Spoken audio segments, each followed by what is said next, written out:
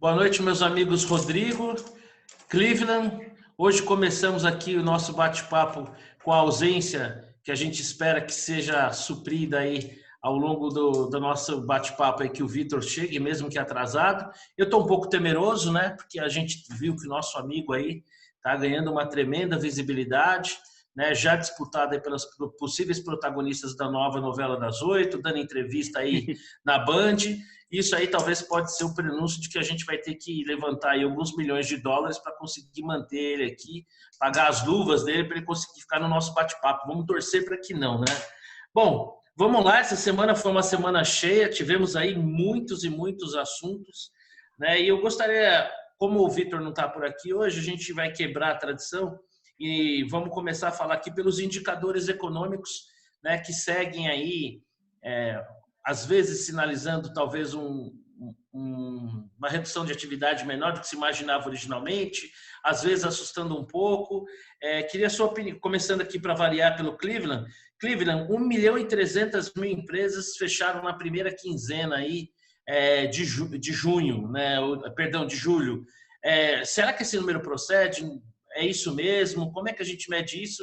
Isso pode ser uma sinalização que vai um pouco contrária àquela expectativa de que talvez a crise não fosse tão ruim como se imaginou num momento mais pessimista? Marcelo, eu acho que a gente vai voltar a algumas coisas que a gente tem conversado ao longo dos nossos últimos encontros, né?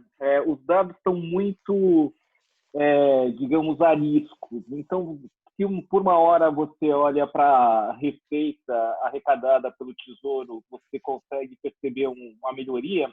Por outro lado, você começa a olhar as firmas que estão fechando. E as firmas que estão fechando hoje vão demitir, o resultado, em última instância, vão ter como resultado, em última instância, a demissão lá na frente, menos arrecadação de impostos lá na frente. Então, os dados estão muito dispersos ainda. Você não tem uma segurança para afirmar o que vai acontecer. O que me preocupa é que a gente chegou num ponto da pandemia, num platô que é um platô que vem se mantendo, né? Então, a gente não sabe o que vai acontecer, o que vai sair de medidas, como é que as coisas vão caminhar nos próximos meses, né? Então, está tudo muito incerto, está tudo muito, assim, num ambiente em que o empresário tem muita dificuldade de se planejar. E se o empresário tem dificuldade de se planejar, ainda mais com o custo trabalhista, tributário que ele tem no país, ele vai tentar se proteger, o que é racional sob o ponto de vista econômico. Então, eu não vejo muita perspectiva de aumentar emprego nesse ano, acho que esse é um ano perdido de fato. E também, quanto mais incerteza você tiver, maior vai ser o problema que a gente vai enfrentar. Nós continuamos trabalhando com um teto, um piso de 7,5. A gente não mudou o piso de 7,5. Não que a gente seja pessimista exatamente, mas os dados não estão ajudando. Se você compara com o ano passado, você percebe que não são dados muito animadores. Mas a gente vai depender dos próximos meses. Não dá para ainda falar absolutamente nada de qual vai ser o resultado final. Eu insisto, só para finalizar, Marcelo, que mais importante do que a gente olhar este ano é olhar o que nós estamos fazendo este ano, cujo impacto só vai ser sentido no próximo ano, daqui a 2 anos, daqui a 5 anos, daqui a 10 anos. Então, acho que as reformas são um ponto-chave aí que a gente não tem que parar de forma alguma. Porque perto que a pandemia, eu acho que o que a gente pode ter nos próximos meses no Congresso pode ajudar bastante a melhorar o clima. E essa conflituosidade de sinais econômicos, ela não é uma exclusividade brasileira, né? Basta ver hoje basta ver que hoje a bolsa fechou em baixa aí de 1,22, ainda que acima da barreira que foi rompida essa semana aí de 100 mil pontos, exatamente por conta dessa divergência de sinais e a temerosidade que isso trouxe, né? O mercado realizou um pouquinho. E você, Rodrigo, qual que é a sua impressão? Olha, a gente... Bom, primeiro, né, essa é uma sinalização até esperada, né, decorrente aí da pandemia, né, alguma hora ia aparecer as empresas fechando, resultado dessa situação que a gente vive, isso ia aparecer. Bom, concordo aí com o Cleveland que nós precisamos ver o que nós estamos fazendo para que o ano que vem isso se reverta, ou se reverta, comece a se reverter ao longo do segundo semestre, que eu acho difícil também. Os sinais, então, aí que tá. Os sinais são esses, né? Sinais que são. Parece que a gente tá com uma arritmia cardíaca, né? Uma hora vai para um lado, outra hora vai para o outro, outra hora Perfeita analogia. dá um Perfeita desespero. analogia.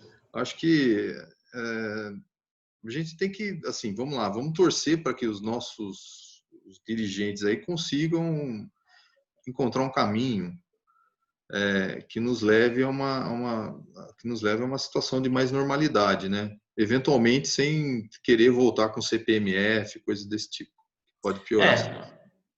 Isso aí a gente até conversou, né?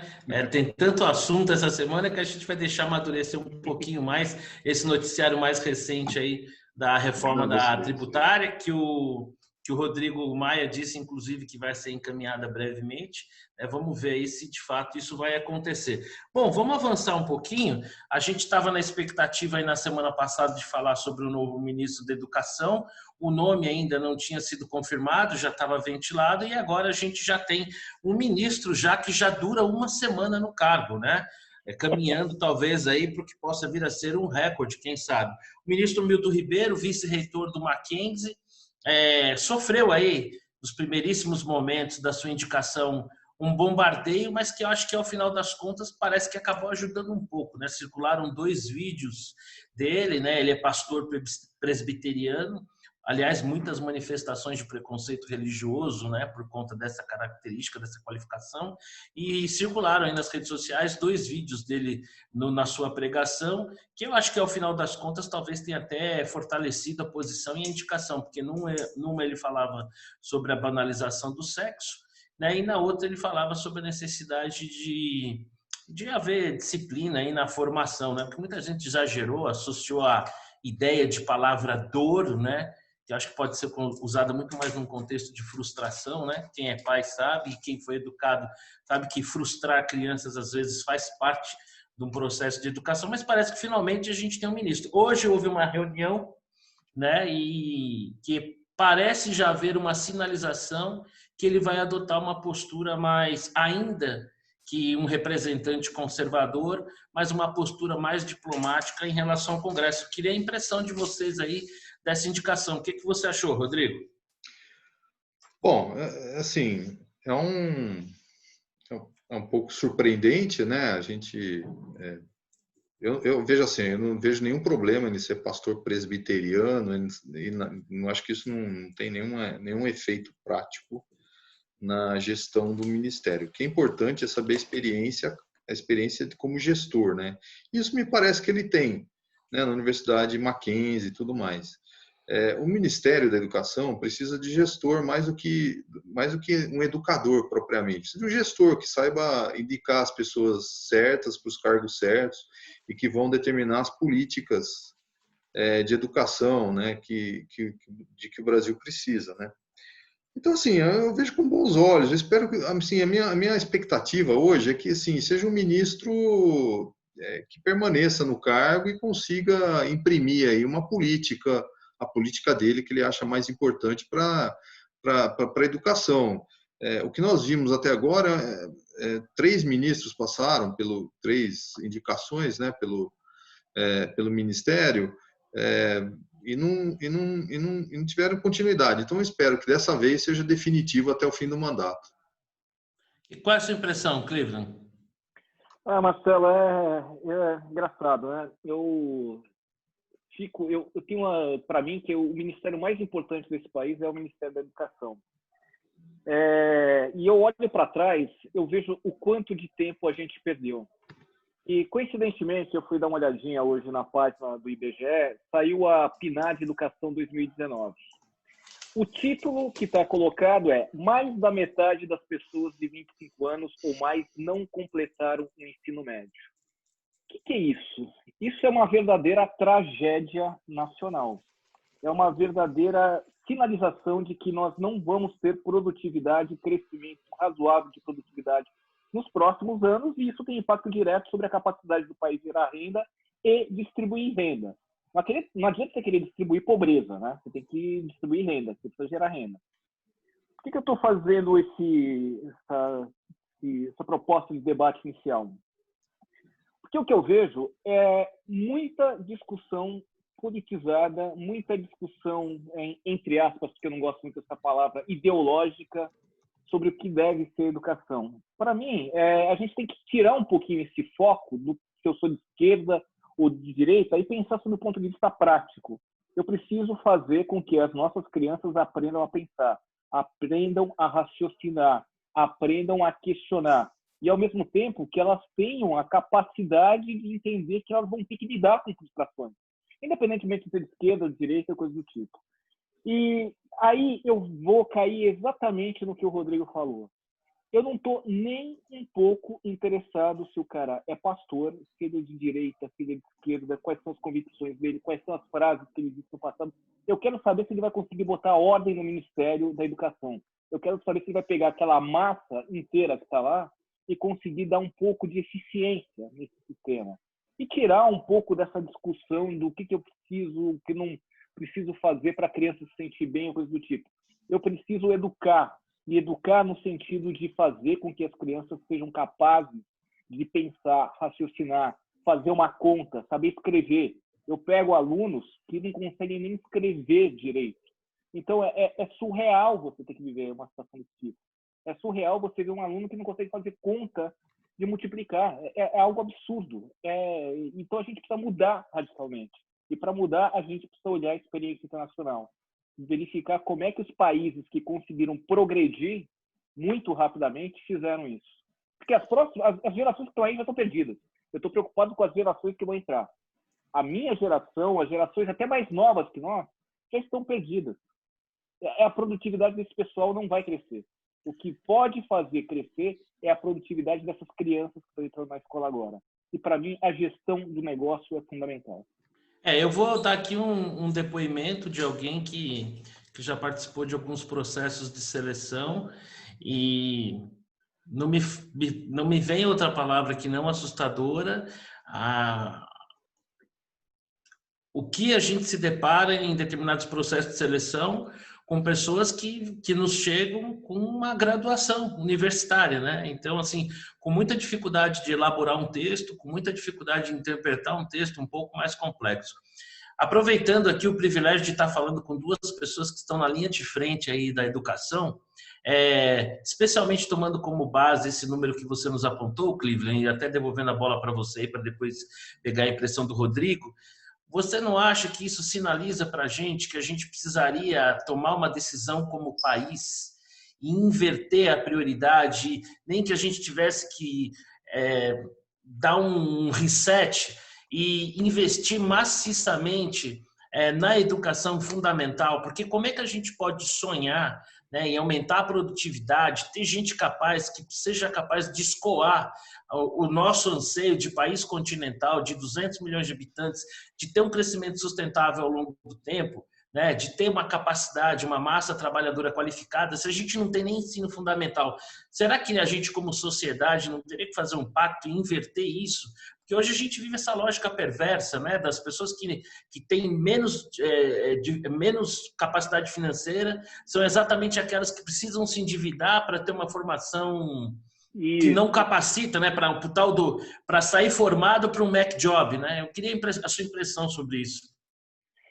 Eu acho pior do que isso. A gente observou nos últimos anos políticas destinadas a fornecer créditos para pessoas estudarem em pseudos-faculdades. A gente não está falando de universidade, a gente está falando de pseudos cursos de formação superior. Quanto é que a gente colocou de recurso nisso? E quanto a gente deixou de colocar na educação básica? Então, tudo que a gente trabalha em economia, a gente trabalha com restrição orçamentária. Então, a primeira pergunta, eu acho que a gente já teve essa conversa, dada a receita que o Estado tem, aonde ele vai alocar? Educação, saúde e segurança, ou vai alocar no judiciário, congresso, empresas públicas e outras coisas mais? E definido quanto vai para a educação fundamental, quanto vai para o ensino superior? Mesmo porque o ensino superior, você tem alternativas de financiamentos diferentes, você tem formas diferentes de estudar, tem formas diferentes de trabalhar. E que eu vejo um pouco a universidade pública com várias restrições a financiamento privado. Por quê? Porque acham que se entrar dinheiro privado, a universidade vai perder a independência. Não é verdade. Não precisa ser assim. Depende da governança que você monta. Então, respondendo objetivamente a sua pergunta, sim, eu acho que a gente precisa pensar que, como o recurso é escasso, eu preciso direcionar aonde eu vou ter mais produtividade ao longo do tempo. E eu posso trazer 500 estudos aqui que mostram que a educação básica, a educação fundamental, é aonde você começa a formar o cidadão, onde você começa a ter gente que sabe pensar, que vai saber produzir bem, eficientemente lá na frente e colaborar com a sociedade. Rodrigão, antes de passar a bola para você, eu queria até fazer um adendo aí à provocação que eu fiz ao Cleveland em relação sobre a gente inverter essa prioridade. Olhando de fora, pelo que leio, né, hoje as universidades têm os seus orçamentos estrangulados. A sensação que eu tenho é que as universidades estão cada vez mais vivendo para si mesmas, né? Como uma miniatura da máquina pública, como se o Estado vivendo para si mesmo e não para arrecadar recursos e distribuir esses recursos em forma de serviço. Nós temos aí, acho que alguns casos de universidades que significativa parte do orçamento é para o seu próprio custeio, né? E o resultado em termos de pesquisa, pelo que se vê, ou pelo menos a minha sensação leiga, é muito pequena. Eu queria a sua impressão sobre isso, se é isso mesmo, se a nossa academia tem produzido pouco e se não está na hora da gente inverter essa prioridade. Vou começar por último, né? Eu acho que o orçamento da União, especialmente, ele é voltado para a universidade pública, né? E isso se acentuou durante o governo Lula e Dilma, né? Que criaram várias universidades e tudo mais, lugares até, sei lá, questionáveis, né? Por falta de aglomeração de pessoas para produzir ciência, né? Então, assim, esse desvio, então, assim, esse foco na universidade pública me incomoda, porque, de fato, a gente tem que focar no ensino fundamental, né? No ensino fundamental e médio, inclusive, no caso do médio, com profissionalizante também, né? Seria uma forma da gente melhorar a nossa produtividade mais rapidamente, suponho eu. As universidades, né, elas têm autonomia orçamentária. Então, pelo menos no caso das federais, talvez elas precisem ainda elas não têm plena autonomia, mas uma vez que elas têm um orçamento, elas fazem o que quiser, né? A Universidade de São Paulo, as públicas de São Paulo, por exemplo, elas recebem um percentual do ICMS, né, para o seu sustento, né? Essa autonomia universitária, ela é boa, se você sabe usá-la, né? Se você tem responsabilidade para usar essa autonomia, e criar coisas, né? Assim, quanto mais liberdade, mais criatividade você pode ter e tudo mais. Na prática, não é bem assim. Elas viraram Um corporações fim de em si si mesmas. mesmo. Então, assim, recentemente a gente viu lá, eu fiquei assim embasbacado, mas só para dar um exemplo de como essa coisa funciona. Pegou fogo lá no museu nacional, lá da Quinta da Boa Vista, no Rio de Janeiro, estava sob responsabilidade da Universidade Federal do Rio de Janeiro. Meu Deus, que tragédia. O punido foi o bombeiro. Cara, não é possível isso. Eles têm um orçamento enorme. A Universidade Federal do Rio de Janeiro é a que mais tem orçamento da União para gastar e tudo. E o museu pegou fogo. E não teve ninguém punido, nenhum dirigente. É sabe? culpa do estagiário. Punir o bombeiro que não fez sei lá, a revista direito lá, a vistoria direito.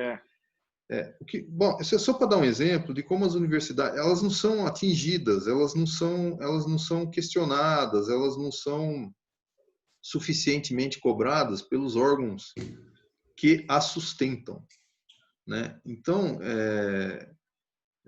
eu concordo com isso. De um modo geral, a gente precisava ter uma universidade que continuasse autônoma, mas que sua responsabilidade fosse devidamente cobrada, né? E eu acho que isso é que está faltando. Bom, então chegamos aí a uma conclusão que no Brasil a gente está querendo construir o telhado primeiro antes do alicerce, né? Uma fórmula que parece que ao longo dos anos vem nos mostrando que não está dando certo. Não se gasta pouco com a educação no Brasil, ao contrário, mas a sensação que a gente tem é que se gasta muito mal. Bom, vamos passar aqui para o nosso próximo assunto. Nessa semana, nós tivemos aí o desligamento do jornalista Leandro Narlock, da CNN. Eu não sei se vocês acompanharam isso, né?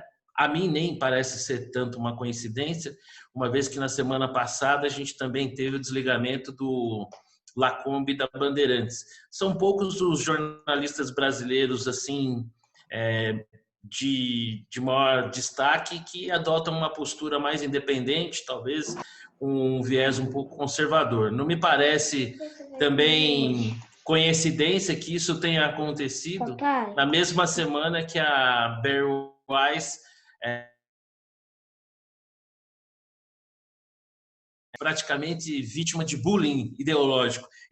No caso do Leandro Narlock, ele fez um comentário sobre uma notícia sobre a mudança de critério de doação de sangue, né? Então, até então, havia uma restrição generalizada a doadores homossexuais, né? E essa restrição ela passou a ser apenas aqueles que, assim como heterossexuais, né, têm um comportamento de risco, né? Aqui na novilíngua tem que se falar comportamento de risco e que o jornalista cometeu o pecado de chamar de promiscuidade. O jornalista também cometeu o pecado de, ao invés de falar orientação sexual, opção sexual. Então, por ter usado a palavra opção sexual no lugar de orientação sexual e por ter falado em promiscuidade ao invés de comportamento de risco, o mais assustador nesse episódio é que ele parabenizava a medida que, a partir de agora, permite que também homossexuais possam fazer a doação, desde que, assim como acontece com os heterossexuais, não adotem um comportamento de risco. Então, pelo simples fato de ele usar duas expressões, né, que vão contrária à novilíngua, ele acabou sendo afastado da CNN, que parecia ser assim uma promessa de oferecer um jornalismo mais plural. E ele foi linchado. Eu queria a impressão de vocês sobre esse episódio, fazendo até aqui um preâmbulo. Eu vi em certa ocasião o Jordan Peterson numa entrevista, né, em que ele no Canadá eles estavam querendo adotar um projeto de lei em que havia os pronomes determinados, e que se você tratasse uma pessoa por um pronome que não fosse aquele que ela se identificasse, isso seria crime. Então, Jordan Peterson se manifestava contrário àquilo, porque ele entendia que era um absurdo, um exagero, uma imposição do Estado, que ele não tinha nenhum problema em tratar quem quer que fosse pelo pronome que assim desejasse, mas desde que isso não fosse uma coisa imposta por lei. Eu queria a impressão de vocês, assim, o mundo está muito louco ou é impressão minha? Que vai. É você, Rodrigo. Assim, o curador do Museu de São Francisco, do Museu de Arte Moderna de São Francisco, foi demitido, né? A editora do New York Times pediu demissão. E pela mesma razão, né? Porque eles não atendiam, vamos dizer assim, às imposições do politicamente correto, geralmente determinadas por grupos de esquerda, né? E o Narlock foi isso também, né? Ele falou duas palavras lá que não deveriam falar e foi crucificado por isso, né? O Lacombe também, né? Ele saiu lá da Bandeirantes porque estava defendendo uma posição mais conservadora e tudo mais, que aparentemente deixava as pessoas, né? Deixava algumas pessoas, alguns grupos assim incomodados, né? Isso tudo é muito lamentável. A gente está num mundo que está ficando cada vez mais doente. É uma coisa meio assim, as pessoas é uma intolerância com a diferença que impressiona muito. E as pessoas que usam isso são justamente aquelas que são mais intolerantes, né? No meu padrão, nos meus princípios, a gente tem que ser intolerante com intolerante. Isso a gente tem que ser intolerante, porque esses intolerantes vão impondo aos poucos o seu padrão, o que eles acham que é certo. E se nós não nos opormos a isso, a gente vai acabar subjugado por um padrão aí que é absolutamente autoritário e tudo mais, né? Eu fico impressionado com as pessoas, algumas pessoas, elas concordando com esse tipo de coisa e não se opondo ao que é óbvio, né? Que é uma imposição. O sujeito não pode hoje se manifestar. E isso está mudando muito rapidamente. É coordenado, você vê que não é só num país, isso acontece em vários países simultaneamente, tem uma coordenação, eu suponho. Eu acho que nós temos que alertar, né? Nós temos que alertar aqui o que está acontecendo, né? Antes que seja tarde demais. Eu tenho dúvida se a gente consegue reverter, mas que a trajetória não é boa, ela é uma trajetória bastante preocupante. E aí, Cleveland, temos que escolher as palavras, não importa a intenção do que a gente diz, importa se for no formato bonitinho? Ai, olha só, Marcelo, eu acho que eu vou acabar sendo cancelado ainda nos próximos meses, viu? Porque eu não tenho a mínima paciência para esse tipo de coisa. Honestamente, acho que a gente está quase que vivendo a ditadura da minoria. Aquela coisa assim, por mais redundante que pareça a frase que eu acabei de dizer, é um pouco... existe um movimento para ser reconhecido, para ser inserido na sociedade, para se defender contra intolerâncias e assim por diante. Só que quando você constrói um movimento desse tipo sendo intolerante, como o Rodrigo disse, eu acho que é muito complicado. Não que eu concorde com o que foi dito, não que eu ache que deveria ter sido dito da forma como foi dito. Não tenho nem posição sobre isso, mas o que eu tenho visto é simplesmente um comportamento que beira a maluquice, para falar o mínimo. Ou seja, porque você disse uma frase que eu acho que deveria ser outra frase, eu vou fazer uma pressão imensa nas redes sociais para que você não apareça mais. Isso está fazendo com que as pessoas tenham medo de falar. Isso está fazendo com que as pessoas abram mão do seu direito de dizer o que pensam.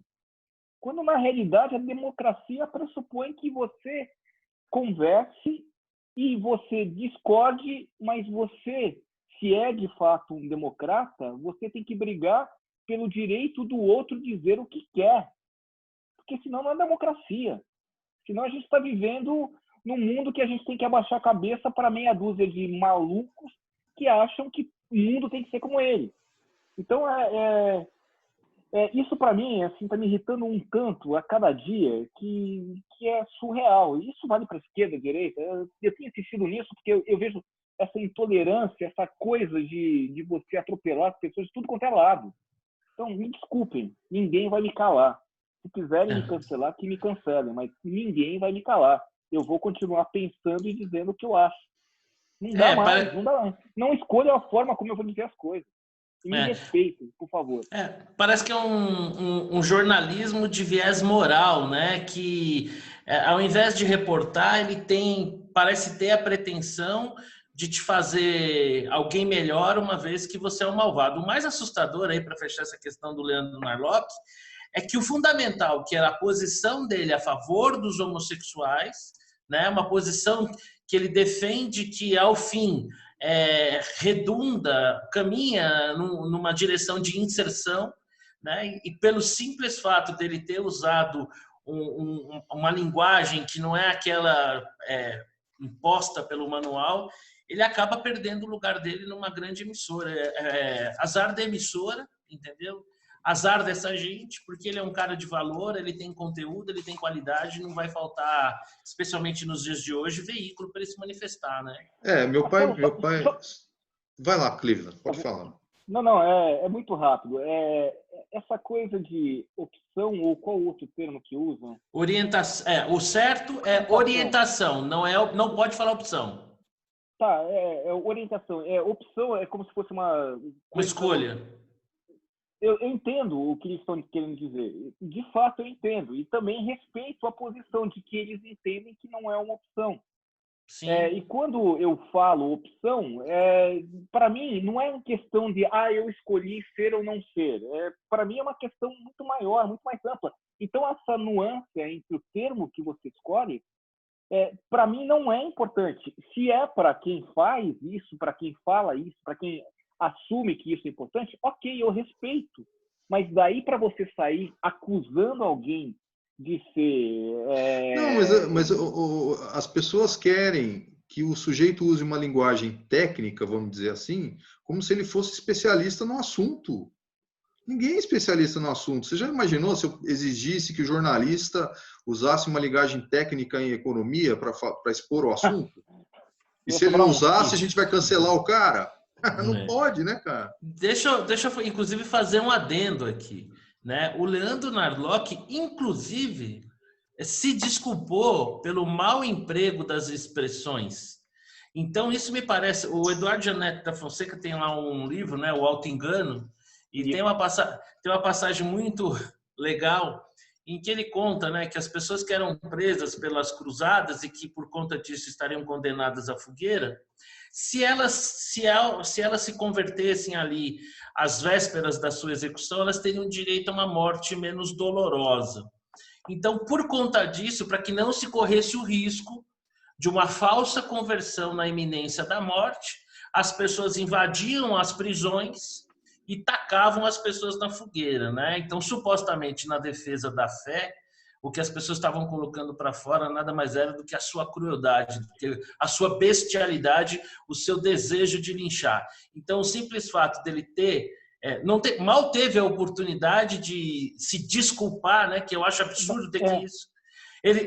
Então, assim, a sensação que se tem é que não há o desejo de melhorar, de usar o termo mais adequado, a preocupação dele de parabenizar a iniciativa de inserção. Isso pouco importa. O que a gente quer é alguém para colocar na fogueira. E se ele ameaçar recuar, vamos arrancar ele da cela e vamos tocar fogo nele, porque é o que conta.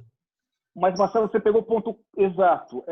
A grande questão dessa história aí é o fato de que a pessoa que disse a frase, ela falou, não, peraí, tá bom, eu entendi que para você é importante isso. Eu respeito que é para você é importante isso. Então, eu vou passar a usar o termo da forma como é importante para você. Porque, para mim, isso não vai fazer diferença, porque eu vou continuar te respeitando do mesmo jeito. Mas, apesar disso... Não você basta. foi lá e jogou o cara na fogueira. Isso é uma maluquice. A gente está vivendo num mundo maluco. Infelizmente.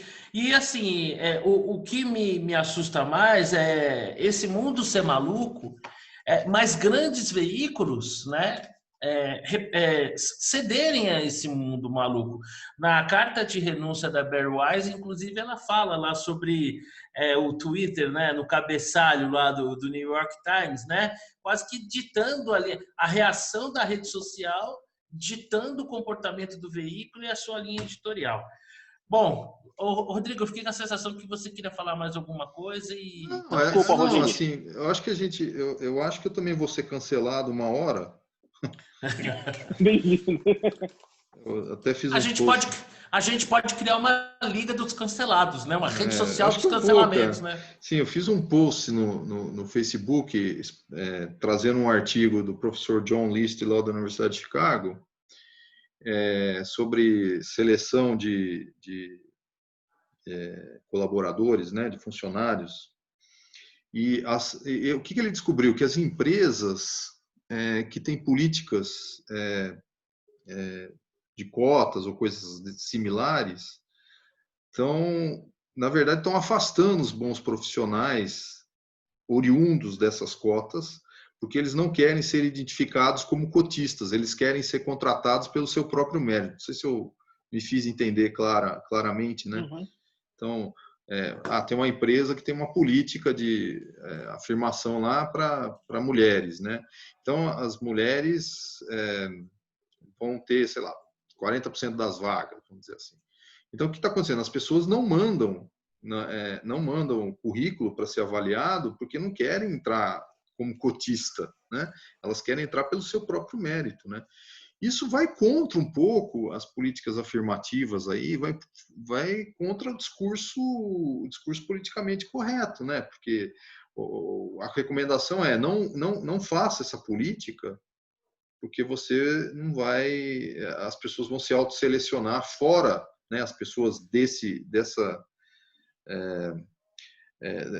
Minoria. dessas minorias vão se autoselecionar fora dessa empresa porque elas não querem ser identificadas como sendo cotistas, né? Então isso faz muito sentido para mim, né? Uma coisa é você na universidade botar cota, o jovem lá, o adolescente que está entrando na universidade não tem muita noção do que está acontecendo. Mas, por exemplo, né? Isso gera uma segregação, né? Natural. Depois que você entrou, né? Ele é cotista, não sei o quê, não quero um profissional que entrou na universidade por cotas, coisas desse tipo. Então, gera um efeito negativo, e é justamente o que aponta o artigo, né? Que a gente tem que tomar cuidado, né? Que às vezes a gente está querendo impor uma coisa e o efeito é exatamente o contrário. Então, no caso, voltando ao caso do Narlock, que estava até favorável aí a decisão de doação de sangue e tudo mais, ele foi cancelado, cara. É inacreditável. Ele não estava fazendo nada demais. Ele só empregou uns termos de uma maneira, vamos dizer assim, que não tá aderente aí à nova língua que foi falado aqui, né? E sofreu isso. Ele vai. Aí eu lembrei o que eu ia falar. O que eu ia falar é o que meu pai me dizia: quem tem competência se estabelece. Ele vai se estabelecer, vai dar Não tudo tenho dúvida certo. disso. É isso aí. Não tenha dúvida disso. A maior prova disso é que o Lacombe abriu um canal no YouTube que em um dia tinha 500 mil inscritos, né? Fez uma live aí com o Caio Coppola e o Alexandre Garcia, tinham 150 mil pessoas assistindo ao vivo. Quem acompanha transmissões ao vivo no YouTube das mais diversas sabe o que quer dizer isso, né? Você colocar 150 mil pessoas numa live não é brincadeira. A gente vê muita gente boa aí, né? Muita gente renomada falando, fazendo live e passando vergonha, né? Pela quantidade de pessoas capazes de reunir. Basta lembrar aí o nosso ex-presidente que, vez ou outra, aí fazia umas lives, tinha 300, 400 gatos pingados, né? Você tem ideia da proporção do que é o Lacombe ter colocado 150 mil pessoas ao vivo, né? Então, é aquela história...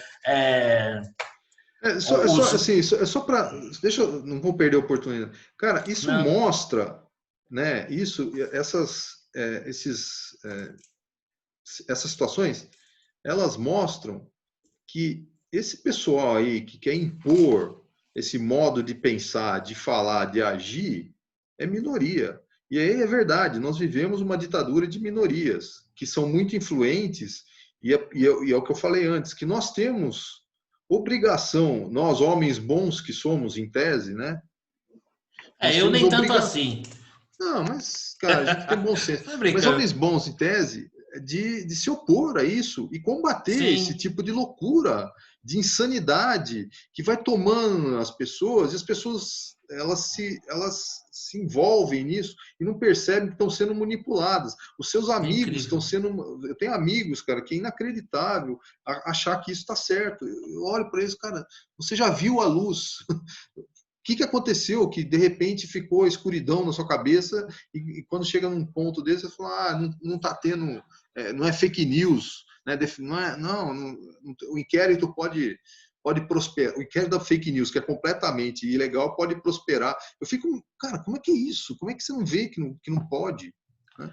Mas esse exemplo que eu dei do Lacombe, montar o canal dele em um dia, ter 500 mil inscritos, em 2 dias lá, o cara está colocando 150 mil pessoas para ver, demonstra o poder, né, desse novo meio, né?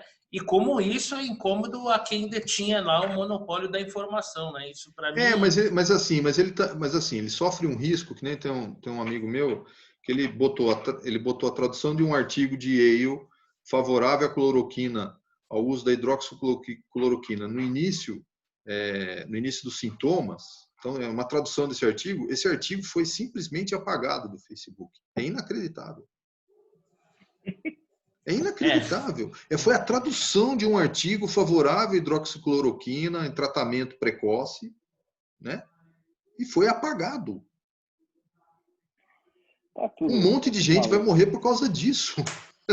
Eu não sei vocês, sabe? Eu ali, quando escrevo no meu Facebook, eu tenho a exata dimensão da minha pequenez, né? Vocês ainda são acadêmicos, eu não, como eu costumo dizer, eu sou um paraíba metido a besta que procura tentar se informar sobre as coisas que estão acontecendo ao seu redor. Então eu tenho a exata dimensão da minha absoluta irrelevância, mas quixotescamente ali eu tento apontar algumas coisas que me parecem muito claras, né, no meu Facebook. E eu confesso a vocês, assim, que eu tenho me deparado diariamente com tantos absurdos, cara, que eu sinto assim eu tenho sentido uma fadiga, sabe? Eu tenho um grande amigo meu que ele tem uma frase que diz o seguinte, né? Que a consciência custa caro, né? Porque com mais conceito, com mais você sabe, menos você acredita, com mais você sabe, mais incômodo você se sente, né? E mais você consegue perceber a realidade. Então, assim, para mim fica muito fácil você conectar situações que aparentemente não tem nada a ver, mas que elas compõem um mosaico dessa insanidade que a gente está vivendo, né? Então, quando você vê a jornalista do New York Times sendo perseguida, quando você vê o Felipe Neto, capa do New York Times, um cara que há 2 dias atrás falou uma barbaridade sobre o mercado de capitais, não tem a menor capacidade de entender a importância do mercado de capitais como um acesso democrático das pessoas às maiores empresas, como uma possibilidade das empresas buscarem parceiros, se tornarem mais eficientes ao invés de buscarem credores, né? Então é realmente assim assustador. Bom, deixa eu dar uma respirada fundo e não que sem a ilusão de que os assuntos que virão pela frente serão melhores, né? Pelo contrário. Bom, o nosso próximo item aqui é o seguinte, né? O Queiroz, ele não era fugitivo, foi preso e agora já, se não está solto, está em prisão domiciliar. Como é que caminha essa coisa aí? Isso respinga no presidente, não respinga? Essa ordem de prisão domiciliar, ela é uma afronta ou ela alivia uma situação de falta de equilíbrio, uma vez que haviam 20 gabinetes relacionados lá, gente que movimentou muito mais dinheiro e nos tem notícia de medida semelhante. Queria a impressão de vocês. Começa aí você, Rodrigo. Começando sempre, hein? Queiroz está em casa. Olha, assim, eu sou bem honesto, eu não entendo muito desses meandros jurídicos aí que levam, né, um sujeito que tem 51 milhões tá em prisão domiciliar. Então, né, em tese, por muito menos você devia estar em prisão domiciliar, que é o que eu acho que é o Queiroz, né? Por muito menos ele está em prisão domiciliar. Então, assim, eu acho que tem alguma justificativa jurídica para isso. Eu acho que é um problema. Se a régua for o Gedel, então tá certo, né? Se a régua... Isso, exatamente. Se a régua for o Gedel, tá certo. É isso que eu vou dizer. O que mais eu vou dizer? Agora, a gente pode discutir se ele devia estar preso, se ele não devia estar preso, domiciliar ou não, né? Se teve alguma influência do presidente nessa decisão, se não teve. Não sei, assim, como tem essa questão do Gedel aí, eu acho tudo muito estranho. Deve ser questão jurídica aí, eu não entendo desse assunto. Deve ser legal, né? Evidentemente, deve ser alguma coisa legal, mas certamente é uma coisa imoral. E aí, Cleveland, qual é a sua impressão? É tão cansativo essa história de eu começar a discutir coisas desse tipo, olhando para trás. Você pega os casos envolvendo mensalão, não sei o que, as pessoas que estão soltas, envolvidas em tudo quanto é tipo de corrupção. A única coisa que eu posso falar é do que eu me lembro. Quando eu começo a ver essas coisas acontecendo, eu me lembro fundamentalmente de aulas básicas que eu tive lá atrás e que eu utilizo isso com meus alunos de análise econômica do direito. É tudo uma questão de incentivo. Quais são os incentivos que você está criando com todo esse modelo, que dá para falar em modelo, né? Porque é tanta incoerência que está por trás de tudo isso. Esse conjunto, vou chamar de conjunto de decisões que são tomadas diariamente, e que, de um lado, você tem pessoas que potencialmente podem cometer ou mesmo cometem crimes cujo efeito para a sociedade é muito mais mortífero comparativamente com alguns crimes menores, e que, porque tem acesso ao judiciário lá em cima, consegue facilmente estar livre caminhando por aí. E fico pensando naqueles caras que resolvem entrar num mercado com furto pequeno, que eu não acho que seja correto, muito longe disso, mas que não tem o mesmo benefício e que muitas vezes vão parar na cadeia. E parar na cadeia com uma dúvida razoável, coisa que muitas vezes a gente observa lá em cima que não tem uma dúvida razoável.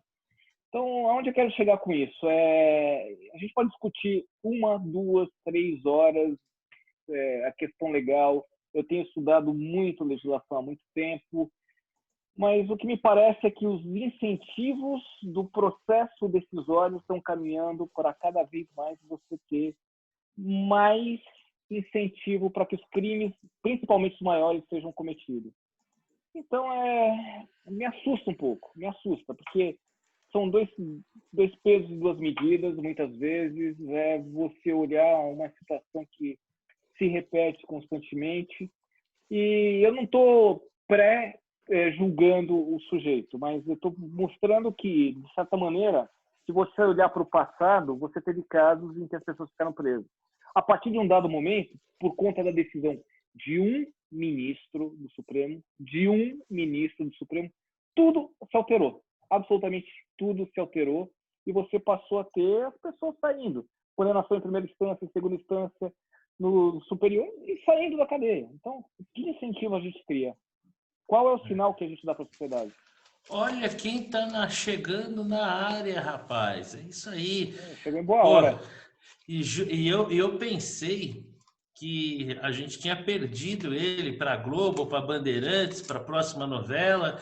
Eu já estava preocupado aqui com vocês, que a gente ia ter que fazer uma vaquinha, cada um tirar ali pelo menos uns 10 milhões de dólares guardados naquela nossa conta lá na Suíça, para poder pagar aí a luva do homem que tá. Tanto é, hoje eu até pedi no grupo lá que ele me mandasse um autógrafo. O que eu vou fazer? Que eu não sou trouxa.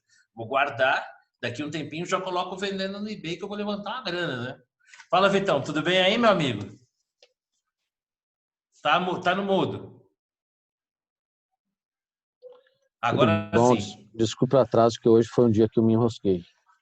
A fama é assim mesmo, meu amigo. Tem que Não, saber não é lidar fama. com isso. Dessa Os papas. vez não foi fama, viu? Se Dessa vez prepare, foi porque enrosco mesmo, enrosco. você se prepara, porque na pandemia a gente está ficando em casa. Mas quando a gente voltar aí para as ruas, para os bares, para os shoppings, se prepara para dar autógrafo, selfie, que a vida de celebridade não vai ser fácil. Eu tinha perguntado para os meus amigos aqui, e eu vou dar a minha opinião, até para não te pegar já de supetão, sobre a questão do Queiroz, né, do relaxamento da prisão dele para a prisão domiciliar. Cara, eu penso assim, né?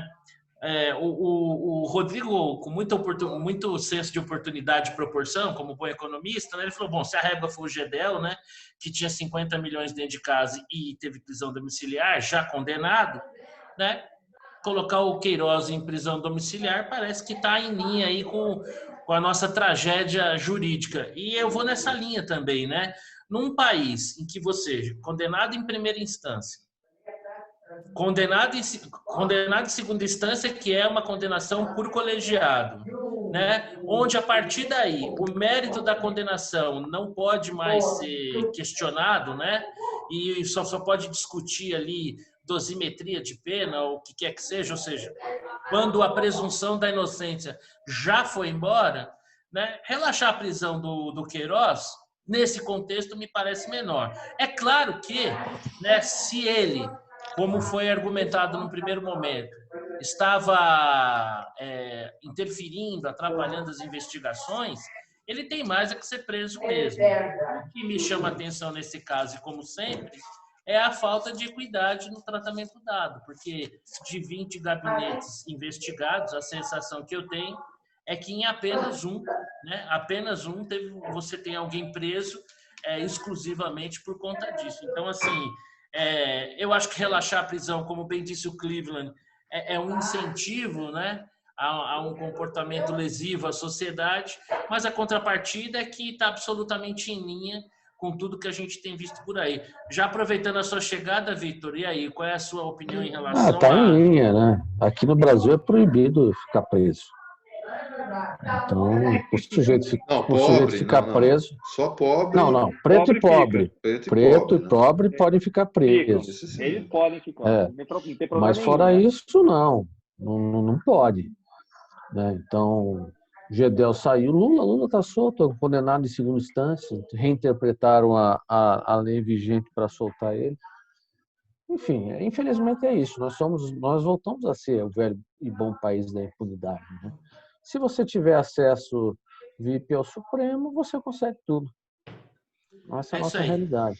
Se tiver pulseirinha e puder pousar de bermuda, tá garantido, né? Tá garantido.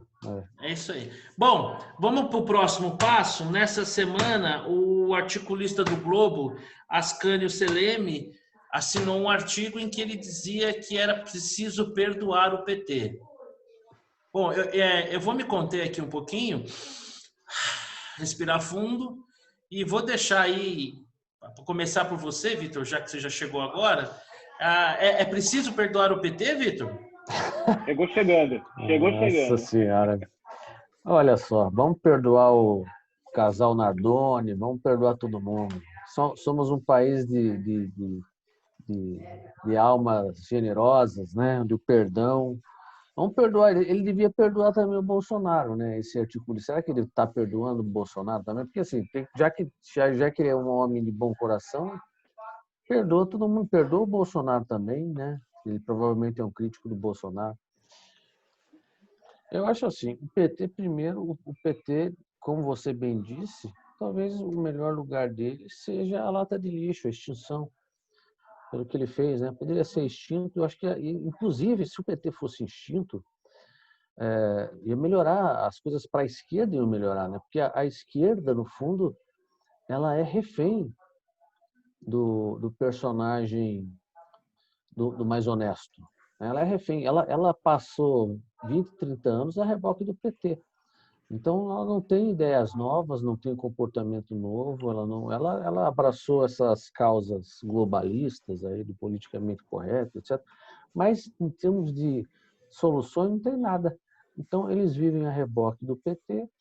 O PT é um partido que industrializou a corrupção no Brasil, né? Não criou a corrupção, só industrializou, né?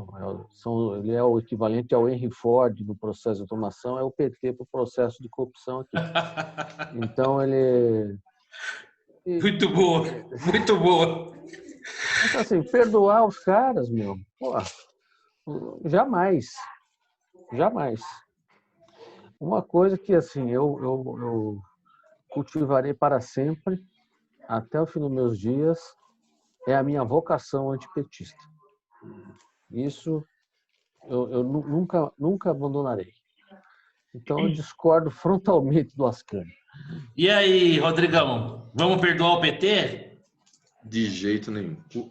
Assim, é incrível nós termos uma opinião dessas expressa num jornal de grande circulação, né? Porque é uma opinião completamente descabida e minoritária na sociedade. Essa é a minha impressão. O que me incomoda nisso é que o cidadão que escreveu isso, ele é a síntese da nossa elite. Ele é a síntese, ele está lá, ele representa essa elite, né? Nós também fazemos parte, mas nós somos periféricos nesse caso. Ele é a síntese, né? E tem seguidores e forma opinião, né? Então é incrível isso, né? Isso mostra um pouco como a nossa elite é ruim, né? não é só questão de perdoar ou não perdoar. O PT nem pediu perdão, mas é uma questão assim de você olhar os fatos. O PT já devia ter sido extinto em 2006, 2004, 2006, se não me engano. Né? Ele já devia ter sido extinto. E pela mesma razão que você encontra pessoas em prisão domiciliar quando deviam estar presas, né? Ou soltas quando deveriam estar... Rodrigo, deixa eu só fazer um pedido. Eu vou colocar o meu som aqui no mute, vou pedir para os demais também, que aí você fica falando, eu acho que o seu áudio vai ficar melhor, vai capturar melhor. Eu acho que é do Vitor ali que... Tá. Não sei. Tal. Mas como eu estava dizendo, pela mesma razão que você encontra pessoas em prisão domiciliar, você sabe por que o PT não foi extinto até hoje. E razão não faltou. Né? Ele é frontalmente contra a lei você pagar serviços com recursos do exterior, né? Que é o caso do PT pagando o Duda Mendonça, pagando o Santana lá e a esposa, né? Os marqueteiros e tudo mais. E não tá extinto.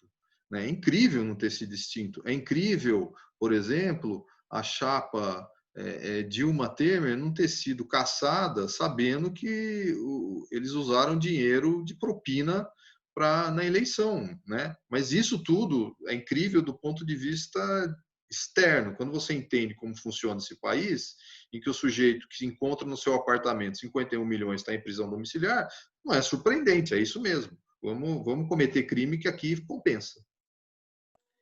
E aí, Cleveland, agora é com você. Qual que é a sua impressão? Tá no botãozinho do mute aí, Cleveland. Tem que tirar o mute. Agora sim. Tá fácil, né? Eu vou começar pedindo perdão. Perdão por não ter tido estômago de ler o artigo, porque a hora que eu li o título, eu realmente fiquei impressionado. Mas eu acho que a primeira pergunta que eu ia fazer, o Rodrigo já levantou a bola. Vem cá, o PT pediu perdão? E se pediu perdão pelo quê? Foi pelo mensalão, petrolão, por ter quebrado o país e deixado a gente nesse absurdo, por ter feito todo o jogo corporatista, por ter atendido interesses do setor privado muito específico, por ter feito o Brasil crescer menos do que poderia no momento em que toda a economia mundial estava crescendo muito mais rápido, por ter mentido descaradamente, por ter criado a maior máquina de corrupção que esse país assistiu. E eu falei isso no dia em que o Lula ganhou a primeira eleição. Eu falei que isso ia acontecer. Pelo que exatamente? Eu não entendi. Eu, honestamente, de novo, vocês têm ouvido eu falar o tempo todo, eu não sou bolsonarista, sou muito longe disso. Mas a hora que eu olho o passado, quando alguém me fala em pedir, em aceitar, ou pelo menos perdoar o que foi feito, não sou eu que tenho que perdoar. Eu não tenho nada para perdoar porque eu fui um dos menos afetados. Eu sou elite. Eu sou aquele cara que, de certa forma, até se deu bem no sentido de que as condições de mercado me favoreceram. Criaram tanto problema na economia que eu tive mais trabalho, eu fui mais consultado. Criaram uma situação tão ruim na economia que eu consegui ganhar dinheiro aplicando dinheiro. Então, eu não tenho que perdoar. Quem tem que perdoar é todo aquele povo que acreditou que ia ter um país melhor e que é um povo de baixa renda, que acreditou que ia ter uma educação melhor, que acreditou que ia ter um futuro, e está vendo o que está acontecendo aí hoje. É esse povo que tem que perdoar. É um absurdo o que foi feito. Destruíram toda a institucionalidade do país. Então, é por isso que eu não tive estômago para ler o artigo. Bom, eu vou dar aqui a minha opinião, que acho que vocês devem desconfiar, que eu também acho que não deve perdoar o PT. E eu vou fazer aqui alguns adendos a tudo que já não foi dito. Eu acho que não dá para perdoar um partido em que usa uma nomeação, que pretende usar uma nomeação ministerial para dar um bypass na justiça. Eu acho que não dá para perdoar um partido em que a presidente da República escuta impassível um representante sindical pregar uma guerra civil dentro do palácio. Agora, principalmente, não dá para perdoar um partido que nunca fez uma autocrítica. Aliás, fez. Está disponível lá no site do PT para quem quiser pesquisar. E se a memória não me trai, eu acho que foi em maio de 2015 ou 2000, não, maio de 2015 ou 2014, 2015 mais provável, o PT fez um documento interno onde ele fazia a seguinte autocrítica, né, em que ele dizia que ele não havia imbuído suficientemente as Forças Armadas de um espírito mais patriótico, né, exatamente como fez o Hugo Chávez na Venezuela, e que impõe aquele povo à ditadura que está levando a um caos social sem precedentes. E também na autocrítica que o PT fez, ele lamenta não ter imposto um controle social à mídia. Então, não tem como perdoar um partido que sequer, como vocês bem disseram, que sequer deveria existir, né? Um partido que mantém recursos fruto de propina em nome de terceiros, que paga suas campanhas, né? Com isso, e isso dito publicamente, né? A gente tem lá um depoimento do Duda Mendonça numa CPI, a gente tem os depoimentos do João Santana nos inquéritos da Lava Jato. É impressionante a omissão da justiça brasileira em relação ao PT. Então não dá para perdoar um partido que não deveria nem existir. Bom, meus amigos, vamos avançar aqui. Vamos aproveitar aqui, né, a chegada do nosso amigo Victor, né, e hoje, já que nós quebramos a nossa tradição de começar o nosso bate-papo com os números do Covid, por favor, Victor, é com você. Por favor, traga as atualizações. Eu sei que você anda meio irritado aí com o Planalto, mas vamos lá. E aí, o que temos de novo ou a novidade é que não há novidade alguma?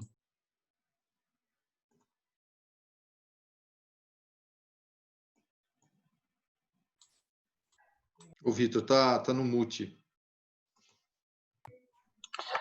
Tudo igual, tudo como dantes, né? Essa queda nossa, passos de bicho preguiça, depois de uma feijoada. Nós estamos, inclusive, essa semana, 9% acima da semana anterior até o momento, vamos ver como é que termina. Renovamos o pico em média móvel hoje, foi para 1.072, o pico anterior era 1.058, então não está muito bom. O que acontece é que a curva do Brasil é uma curva matemática, você tem estados caindo e outros subindo. Nesse momento, os que estão caindo não caem o suficiente para contrapor o volume dos que estão subindo. Então, se eu falasse aqui para você que a curva do Brasil está caindo, isso não ia aliviar em nada para os estados do Centro-Oeste, Sul, Minas Gerais, que estão subindo nesse momento. Né? Não teria nenhuma diferença. Então, assim, eu acho que assim, o alento aqui é olhar para os 27 estados e verificar que em alguns deles já existe um movimento de queda contínua há 2 meses. Né? Se você olhar a média móvel de óbitos de hoje, comparar com a da semana passada, da semana retrasada, de 1 mês atrás, 2 meses atrás, você já observa que em alguns lugares existe um movimento de consistência queda em 2 meses, o que é um bom sinal, né? Quando isso acontecer para o país inteiro, é porque a gente já está se livrando da doença. Agora, do ponto de vista prático, somente 3 estados efetivamente saíram da pandemia, estão saindo da pandemia, que é Amazonas, Pará e Amapá. Esses estados tiveram picos muito altos de óbitos, tem um volume de óbitos acumulado alto também, né, por 1 milhão, e nesse momento estão com novos óbitos em média móvel já entre 2 e 3 por dia, muito inferior já à média nacional. Ou seja, eles já sofreram o que tinha que sofrer e estão saindo. São dos 27 estados da federação, tem 3 que já trilharam o caminho da agonia.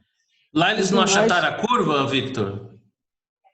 Esses 3, a curva desses 3 não é achatada, tá? Porque eles são daqueles estados que sofreram vertiginosamente. Mas de uma vez só. Então é o Amapá, Amazonas. E Pará. Agora, me permita, só um adendo ao que você está falando. Eu tenho um cliente que ele é do Amazonas e que ele reportou exatamente o que você falou. Lá já não é mais assunto. Então. E agora, os outros 24 estados, nós estão em cada um em um estágio. Rio de Janeiro parece estar caindo forte agora de novo, então parece que ele vai se juntar a esse grupo já. Mas nós temos ainda alguns estados com índice muito alto que não ajudam nessa curva nacional, né? São Paulo segue segue um pouco pior, porque o interior piora e a capital não melhora. Você tem Pernambuco e Ceará muito irregulares. Em algum momento, todo mundo vai ter cumprido essa trajetória, né? Ô, Então, Vitor, deixa eu fazer uma mas ainda pergunta tem para chão. você. Deixa eu fazer uma pergunta que eu estava pensando hoje. O número total de mortes por qualquer causa aumentou nesses tempos? Aumentou em maio. Em abril, não, por qualquer. Total, está falando total Total, de todas as causas. é. Em abril, ele tinha aumentado 4%. Tá? Em maio, ele aumentou 20%. E em junho deve aumentar também 20%. Eu vou até refazer essa análise no final de Porque isso é semana. importante para você ver o impacto, porque em tese é o impacto da pandemia, né? Eu tenho uma certa dúvida se não tem o impacto do confinamento também misturado aí nesse número, né? Se você olhar, e aqui, isso é uma pergunta bem interessante, porque quando você, por exemplo, visualiza o número total de óbitos e o número de óbitos por causa respiratória, e aí soma COVID, SARS, pneumonia e insuficiência respiratória, você percebe nos estados mais afetados, o percentual de óbitos por causa respiratória quase que dobra. Então, Rio de Janeiro passa de 24%, que é o número padrão, vai para quase 45%. Óbitos por causa respiratória sobre o total. Então, aqui, claramente, você tem o impacto da pandemia no estado do Rio de Janeiro muito forte, muito severo. Se você olha para um estado medianamente impactado, São Paulo. São Paulo, ele puxa a fila em números absolutos, mas em números relativos, ele está no meio do pelotão. Quando você olha para São Paulo, esse mesmo número não sobe tanto, mas sobe de 25 para 38. Então, você tem um aumento de 50% nos óbitos por causa respiratória. O aumento do total de óbitos ele é 20%. Então, você vê um impacto não tão forte. Aí, quando você vai para um estado como Minas Gerais, você não vê impacto. Então, o número de óbitos por causa respiratória permanece constante de um ano para o outro. Era 25, continua 25. Isso para números de maio. Em junho deve mudar um pouquinho. Então, você vê, de fato, que a pandemia tem efeitos distintos, dependendo de onde você esteja, né? E o mais engraçado de tudo isso é que em todos eles, o número de óbitos por pneumonia cai drasticamente.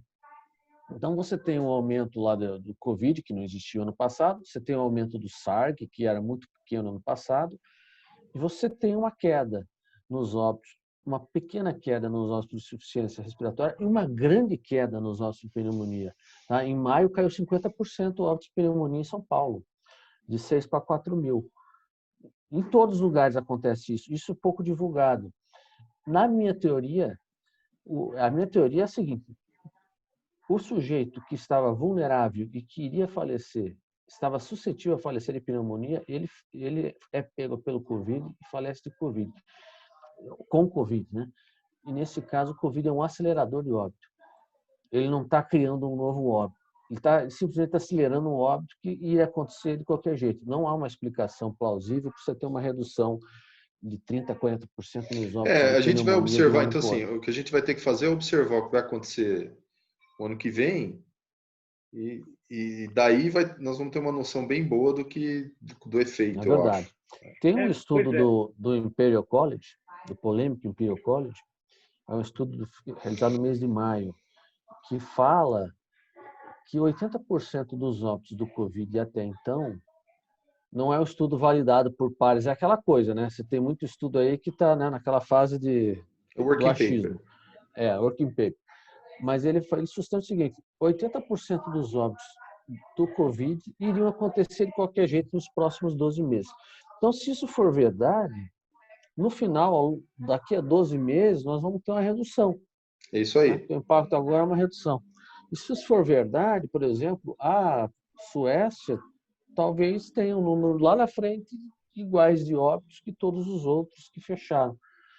A definir, né? Aguardando, né? Mas, no nosso caso, seguimos aí esse longo planalto aí, esperando por uma queda, mas, na verdade, assim, são 27 pandemias, né? Cada um com a sua dor. No nosso caso, em São Paulo, já está demorando muito. Cleveland, acho que você ia falar alguma coisa, né? Não, eu vou voltar a uma coisa que eu disse lá no começo, que é uma conta que parece estúpida, mas tem que ser pensada. quantas pessoas estão morrendo por Covid e quantas pessoas vão morrer por conta das decisões durante o período de Covid. Isso. E a impressão que eu tenho lá na frente, só lá na frente que a gente vai descobrir claramente qual o resultado dessas decisões.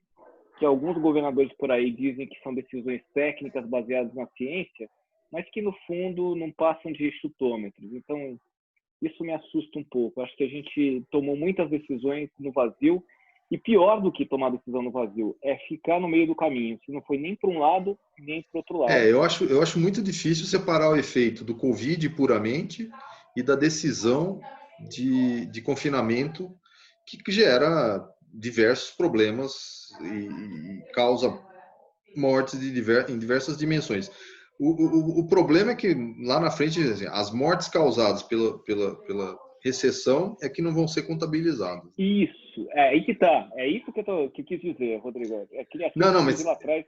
Não, tudo bem, mas tem assim, o confinamento em si gera pessoas que não vão fazer exame de câncer, por exemplo. Então, vai ter um efeito, né? Mas não vai ser medido. Não. Não vai. Ninguém está contabilizando isso. Você não sabe a priori. Então, é muito número de contas. Eu vi fora do país, aqui dentro do país, as pessoas falando não, porque a conta é muito melhor você tomar decisões restritivas, porque a conta econômica é melhor. Não dá para fazer essa conta. Desculpem, não dá. Simplesmente não dá para fazer essa conta. Deixa eu emendar aqui com o nosso próximo assunto. Só apenas o último comentário. Esse pessoal enche a boca para falar de ciência e negligencia a mais pura das ciências, que é a matemática. É uma vergonha.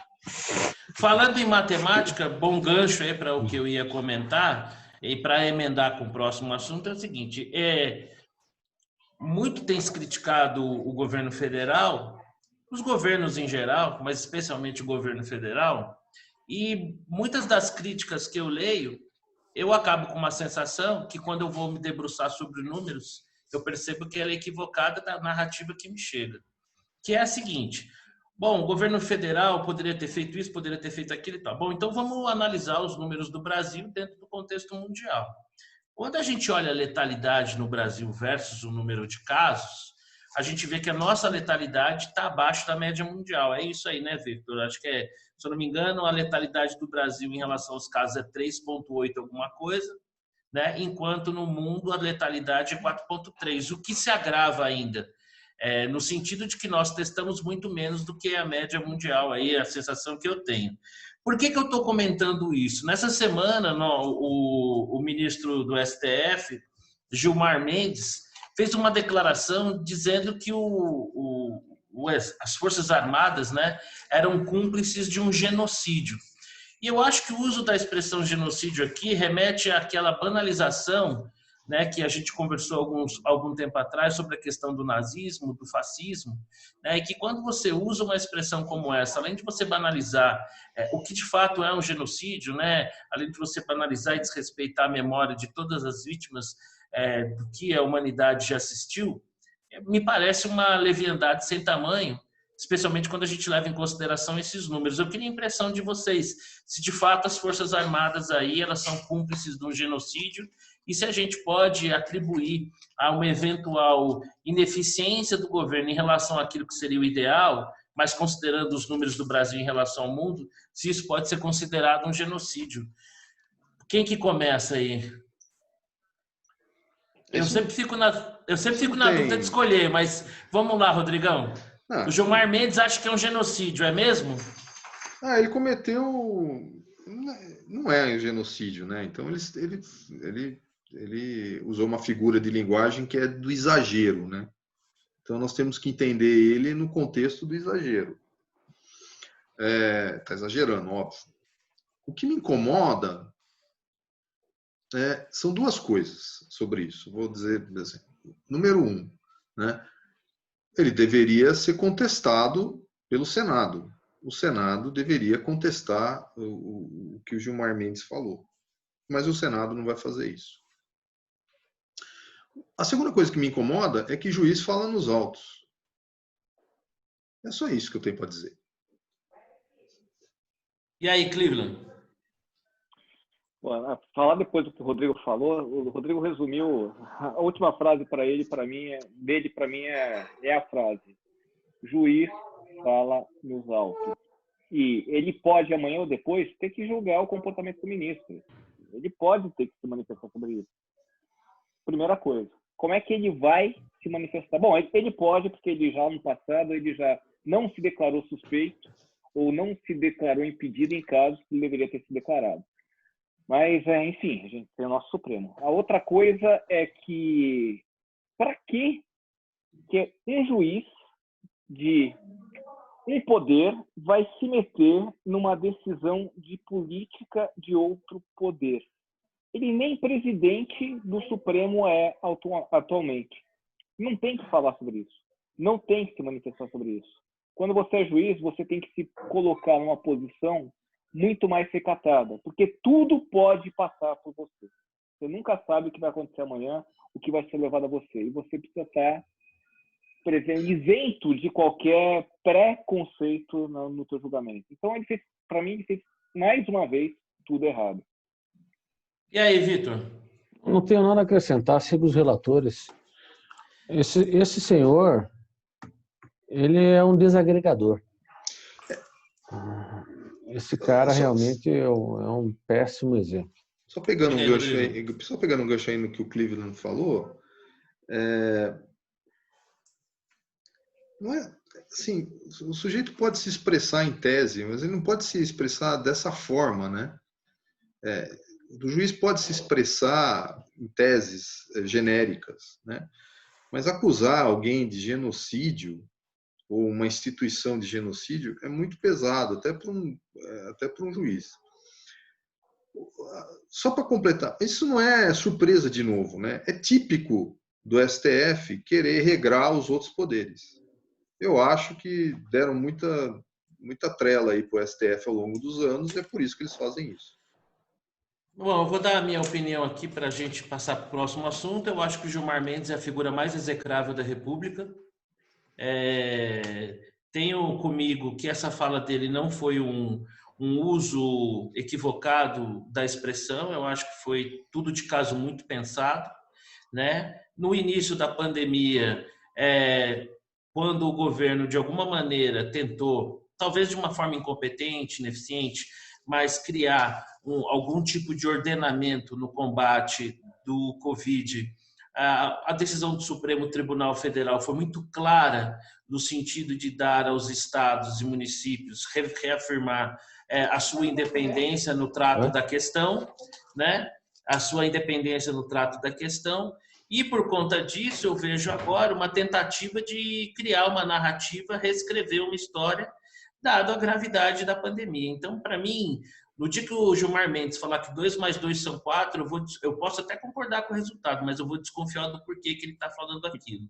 Então, para mim, é isso mesmo. Eu acho que a ficha corrida aí do ministro, quando ele está de passagem pelo Brasil, ela é conhecida, né?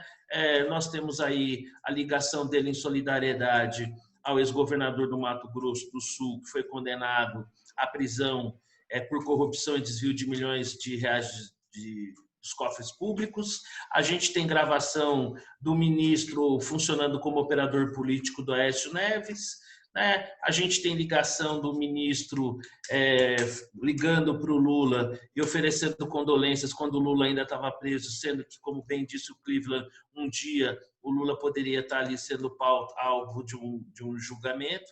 Então, eu acho que, como eu disse, o Gilmar Mendes ele é execrável e as passagens dele pelo Brasil são sempre assim, bastante desastrosas, né? Bom, vamos seguindo aí, já que a gente está falando aí de Supremo Tribunal Federal, de ministro.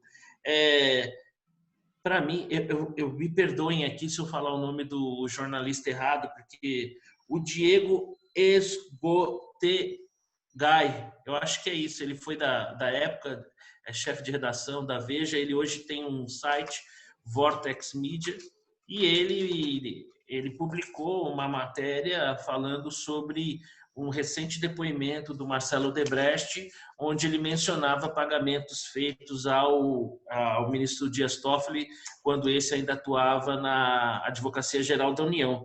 E, para minha surpresa, né, o presidente do Supremo Tribunal Federal aparecer, o que já não é novidade, afinal ele é conhecido como amigo do meu pai, novamente, mas teve pouquíssima repercussão na mídia, muito menos, por exemplo, do que a prisão do Queiroz. Eu queria a impressão de vocês sobre isso, né? Sobre o fato da gente ter um poder judiciário presidido por alguém sobre qual recai esse tipo de acusação e a pouca repercussão, pelo menos na minha opinião, disso na mídia. Qual é a sua impressão aí? Vou começar pelo Cleveland. Faz tempo que eu não... requentada, né?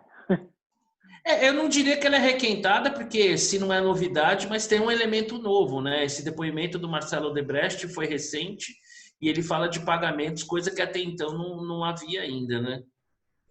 Não, eu confesso que eu não cheguei a ler em detalhes e a primeira impressão que eu tive foi que era alguma matéria requentada. Não que não seja verdade ou não que seja verdade, mas é tão chato ficar batendo na mesma tecla sempre, né, das mesmas pessoas. Você olha para a figura e você vê comportamentos passados assim que não dizem exatamente que seria uma pessoa adequada no lugar adequado no momento adequado, né? Então, me chama a atenção o fato dele ter participado de alguns julgamentos que, se você pegar o Código Civil e for dar uma olhadinha, suspeição ou impedimento, para mim é mais caso de impedimento que suspeição, você nitidamente se declararia na melhor das hipóteses suspeito. É difícil às vezes fazer isso, mas você se declararia.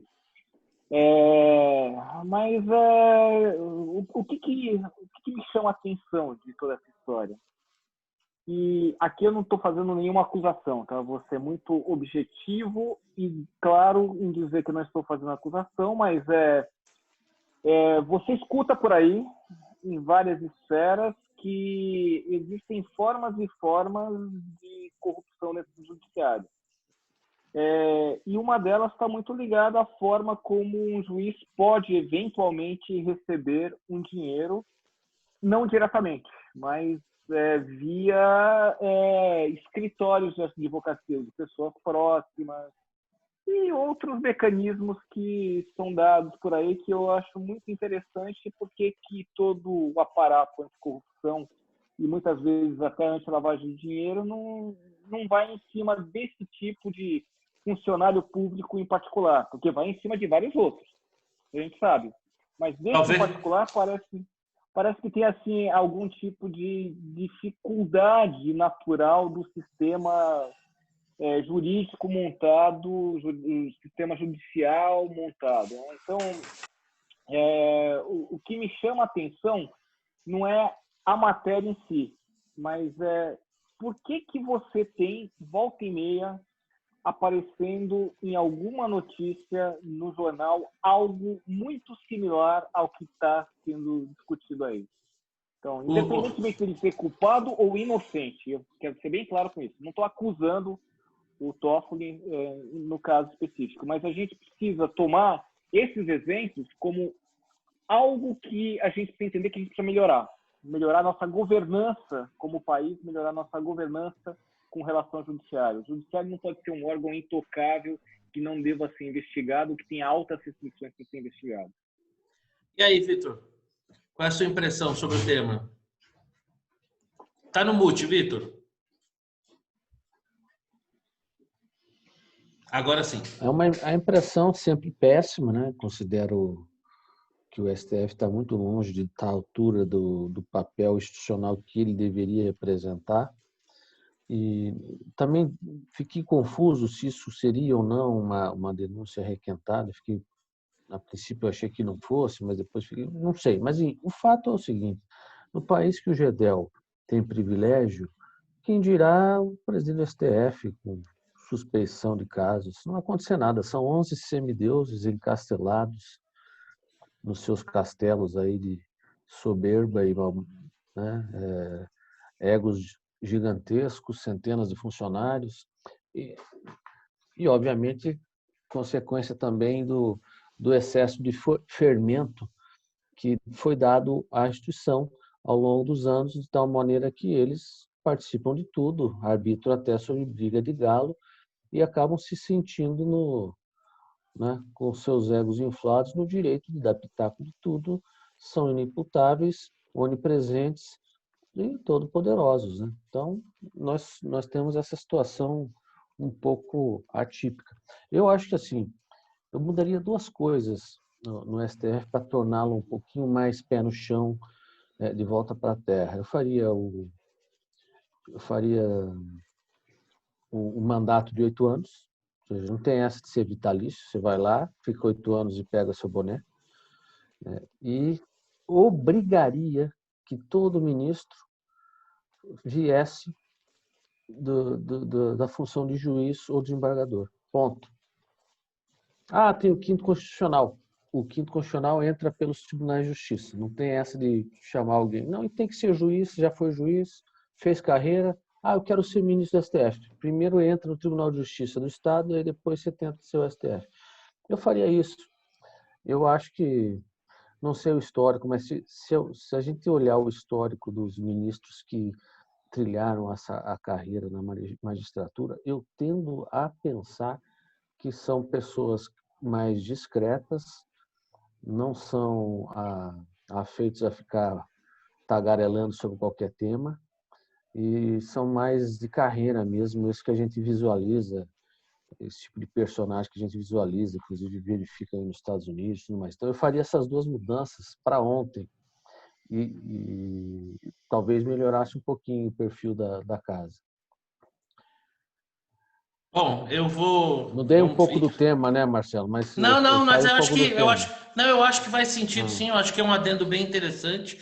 A minha opinião é que eu acho que assim é bastante significativo do quadro do judiciário. Nós temos como aquele que preside a Corte Suprema ser alguém que, tendo concursado aí 2 vezes para ser juiz, não conseguiu sucesso algum, né? Que teve uma carreira antes disso que não é marcada por nenhum brilhantismo, muito vinculado a um partido, e aliás vinculado a um partido que promoveu o maior esquema de corrupção da nossa história. Então acho que assim isso resume bem, né, a situação em que a nossa justiça se encontra.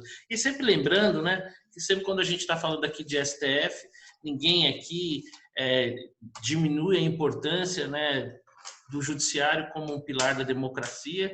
Não se trata da instituição, mas lamentavelmente daqueles que ocupam cargos para os quais a história mostra e registra diariamente, ficarão para as próximas gerações que não tinham envergadura para ocuparem os cargos que ocupam.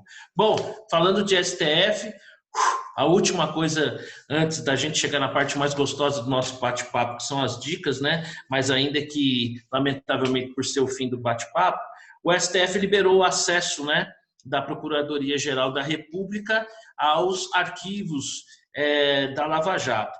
A argumentação da Procuradoria-Geral da República é verificar se a Força-Tarefa não tem nenhum tipo de sistema próprio, né, de manutenção de informações, o que não seria correto, né, e se por conta disso ela não poderia estar avançando investigando personalidades que não seria da sua atribuição de foro privilegiado.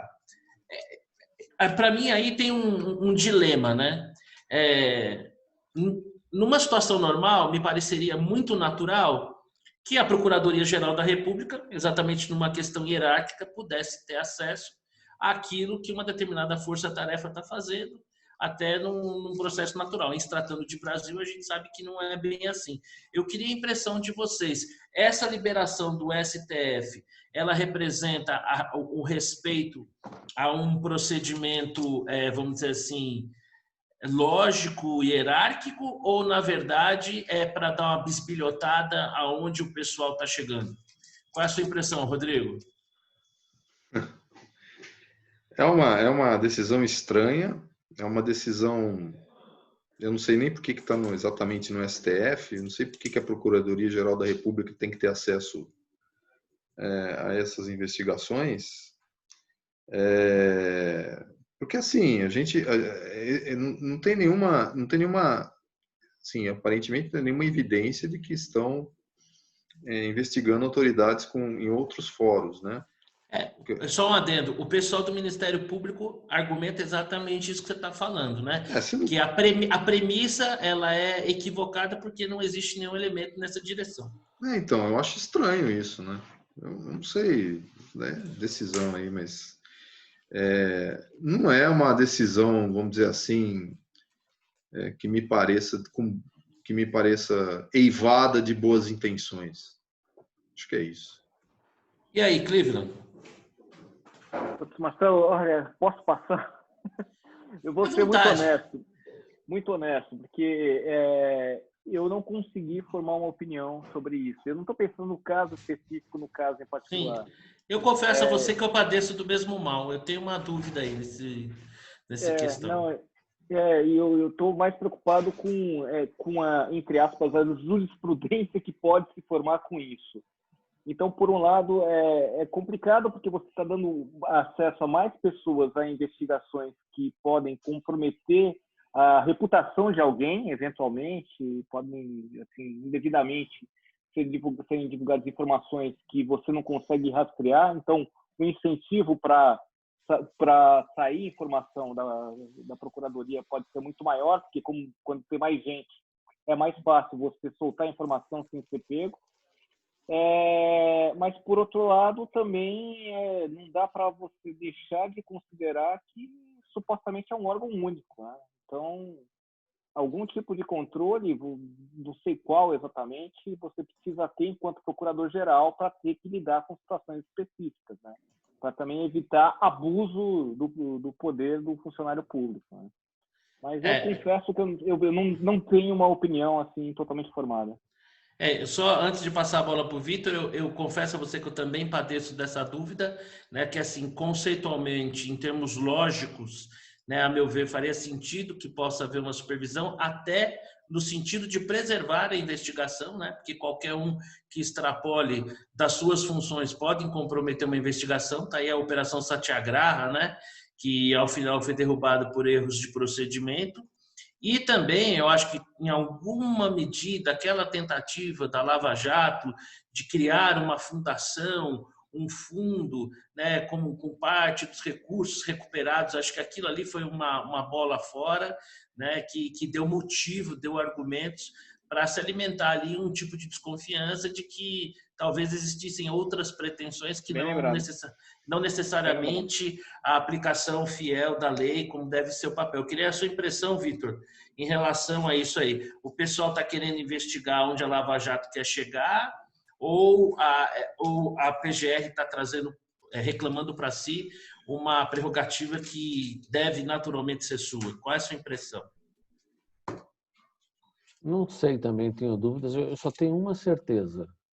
Eu não confio nas intenções de Augusto Aras. Essa certeza eu tenho. O que vai acontecer, se está certo ou está errado, não tenho nem credenciais para avaliar. Mas que eu não confio nas intenções dele, isso eu tenho certeza. Então, eu desconfio de tudo que venha da cúpula do MPF hoje.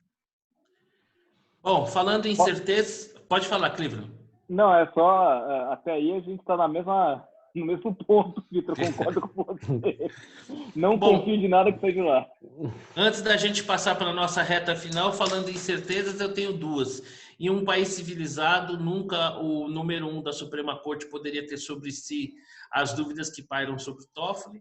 E a outra certeza continua sendo minha bússola, né? Se é bom para o PT, é ruim para o Brasil. Vamos às nossas dicas.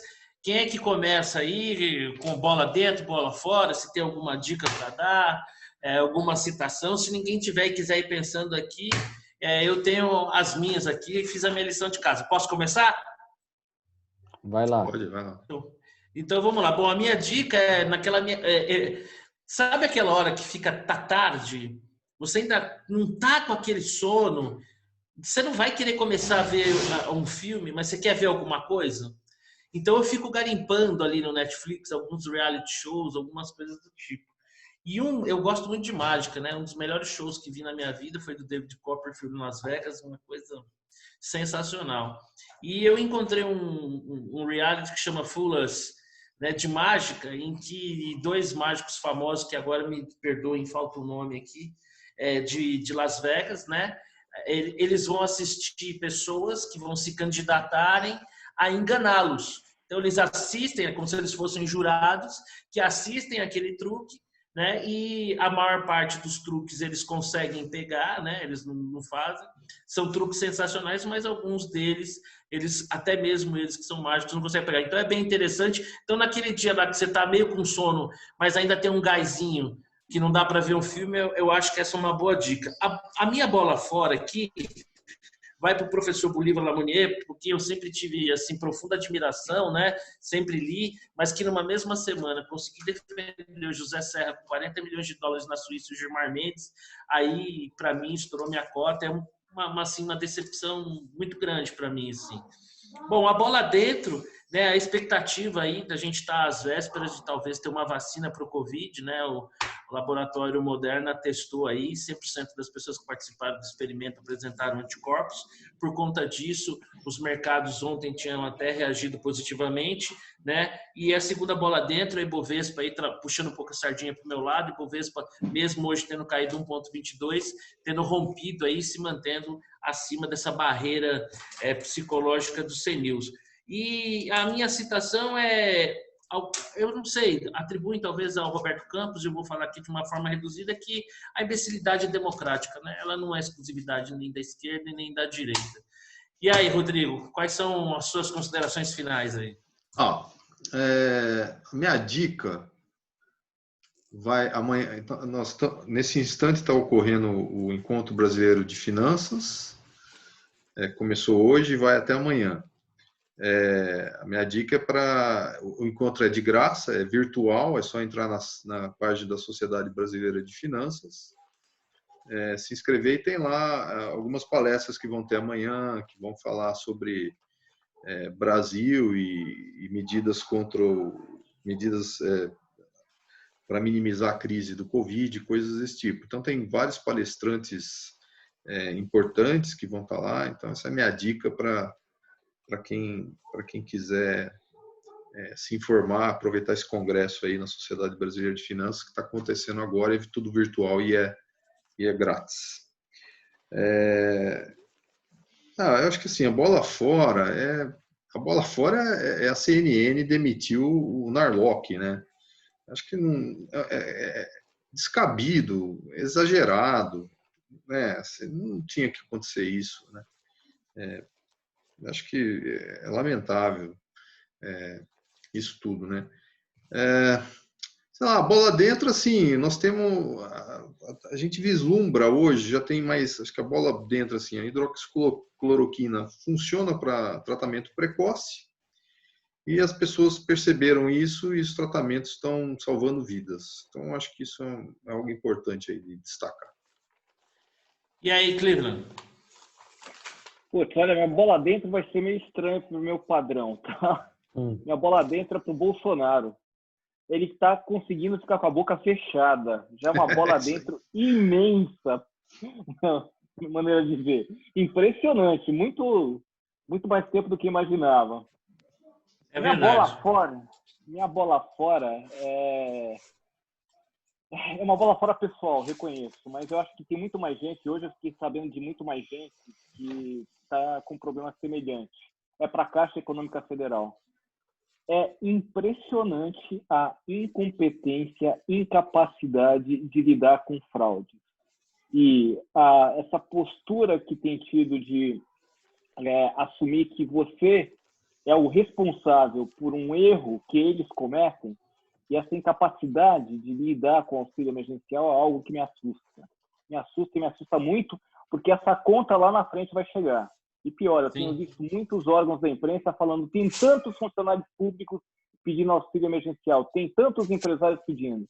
Vocês vão ver que a gente vai descobrir lá na frente que não é isso, não. Vocês vão ver que a gente vai descobrir que tem muito fraudador usando dados de pessoas físicas para pedir auxílio emergencial. Dica da semana. Acho que o pessoal aqui vai achar que eu tenho uma adega, mas não tenho não, tá? Mas eu resolvi trazer aqui, não sei se dá para ver. Olha que bonito. De um whisky escocês que é simplesmente fantástico. Aliás, a Escócia é uma paixão sua, né, Cleveland? A Escócia é uma paixão. 10 anos. Não, é uma paixão total, assim. Eu confesso que eu sou apaixonado. Gordon e MacPhail é um whisky que é realmente fantástico. Se vocês encontrarem aqui no Brasil, é muito bom. É assim, divino. É 10 anos, mas é divino, divino, divino mesmo. E a frase... aí... desculpa, perdão. A frase do dia é: calma, gente, nada tá tão ruim que não possa piorar. É sempre uma palavra. É sempre bom terminar o programa com uma palavra de incentivo, Cleveland. E aí, Vitor? Bolas fora. Paulo Guedes e sua obsessão pela CPMF, acho que vai ser assunto para a próxima semana. Sem dúvida. Geraldo Alckmin e seu status de suspeito por lavagem de dinheiro. Indiciado, né? Indiciado, né? E tinha mais uma bola fora. Nós falamos aqui hoje, mas eu esqueci. Mas essas duas estão de bom tamanho, né? Eu acho que essa questão do Bolsonaro não colocar fogo no parquinho, para mim também é uma bola dentro. Eu prefiro ele moderado do que ele exaltado. A grande pergunta é até quando, né? Mas vocês ficam comemorando aí que vocês vão ver. Fica comemorando. E uma dica, uma série que eu estou vendo que ela é até bem atual, é El Chapo. Naquela linha do Narcos, né? O El Chapo fala da história do maior traficante mexicano, que inclusive está preso em perpétuo nos Estados Unidos, e é uma história recente porque ele foi preso em 2016, né? Mas ela, obviamente, fantasia um pouco as questões de relacionamento político, mas dá para imaginar que tem muita coisa parecida. E é o que se pinta lá é uma espécie de mecanismo mexicano, né? Só que do ponto de vista do cartel de drogas. Mas é uma série fantástica. E conta muito como o narco se embrenhou nas entranhas do poder lá e como ele domina o jogo político do México. Muito bom, recomendo. São 3 temporadas, estou na 3ª. A gente já sabe o final, né? No final ele acaba preso, extraditado. Mas a trajetória toda é bastante interessante do ponto de vista histórico. Vitor, você pode repetir o nome da série? El Chapo. El Chapo. Bom, Vitor, você ia complementar mais alguma coisa? Não, é isso aí. Bom, eu vou aproveitar aqui e fazer um complemento, pegando uma carona nas dicas do Rodrigo e do Victor. Sobre o mesmo tema, um filme com Tom Cruise, Made in America, é bem legal, feito em cima de fatos verídicos, sobre a questão de um cara que era quase que um agente duplo, né? Alguém que foi colocado pelo DEA junto aos traficantes e fez uma ida e volta bem interessante. E uma dica também de um evento que está acontecendo nesses dias é a Expert XP. Você pode ter acesso a um conteúdo bastante enriquecedor, online, gratuito, vale muito a pena. A primeira noite nós tivemos lá como destaque o ex-primeiro-ministro Tony Blair, hoje o ministro Paulo Guedes, ainda vamos ter a Malala, o Magic Johnson, muito conteúdo ao longo de todo o dia, vale bastante a pena. Meus amigos, é sempre um grande privilégio encontrar com vocês. Fico contando os dias ao longo da semana para que a gente se reencontre no nosso bate-papo. Certamente na próxima semana já vamos poder avançar um pouquinho mais, falar sobre reforma tributária e outras cositas mais. Um grande abraço para vocês, um bom final de semana e até a próxima. Fiquem com Deus. Valeu. Até a próxima, tchau, tchau. pessoal. Até. Tchau, tchau.